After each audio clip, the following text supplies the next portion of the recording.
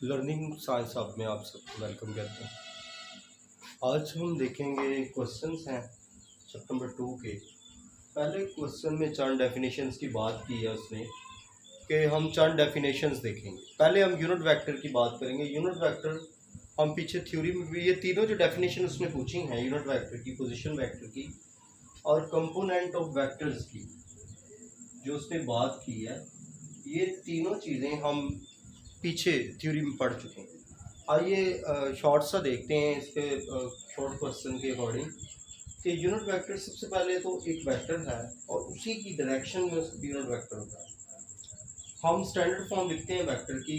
Vector कब होगा? जब उसकी मैग्नीट्यूड होगी और जब उसका यूनिट वेक्टर होगा। जब कोई नंबर उसकी कोई मैग्नीट्यूड होगी, ठीक है, और जब वो उस अपनी डायरेक्शन किसी न किसी में होगा तो उसको हम वेक्टर कहेंगे। जब हम बात करने लगे हैं यूनिट वेक्टर की, तो यूनिट वेक्टर का जो फॉर्मूला है वो ये है कि वेक्टर और मैग्नीट्यूड, ये इसकी स्टैंडर्ड फॉर्म है, ये इसकी रिप्रेजेंटेशन है।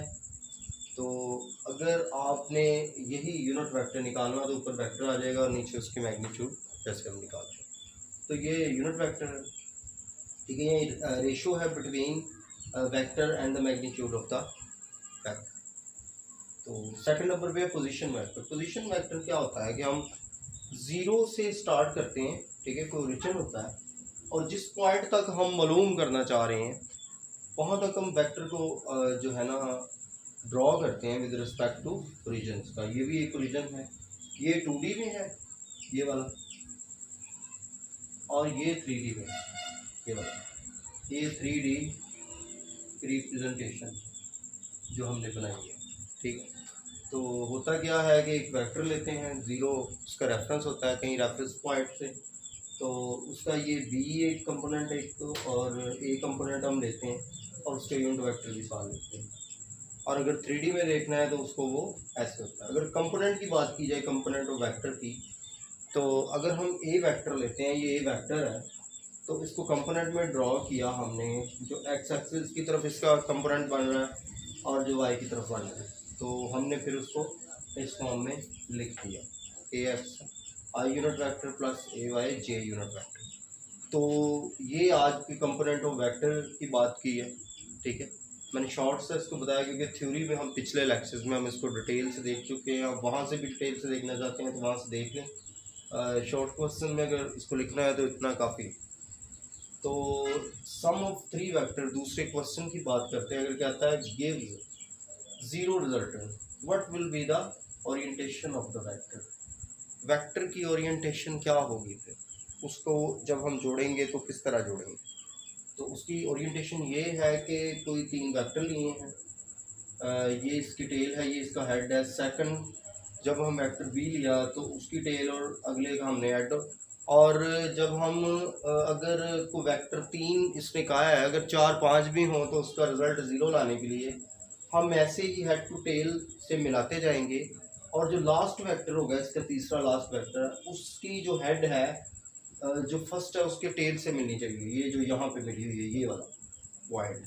तो फिर ये साइक्लिक फॉर्म में होता है, ठीक है। ये 3 दिए, जितने मर्जी मिलाते जाएं आप हेड टू टेल से, और आखिरी जो वेक्टर होगा उसका हेड और फर्स्ट की टेल से मिला देंगे तो आपका जो है ज़ीरो रिजल्ट आएगा। ये मैथमेटिक्स में, वेक्टर्स में ये जो है एक फॉर्मूला है, रूल है, ठीक है। A vector plus B vector plus C vector is equal to zero. Cyclic form उसकी होनी चाहिए, यही तरीकाकार होना चाहिए। तो हम थर्ड क्वेश्चन को देखते हैं।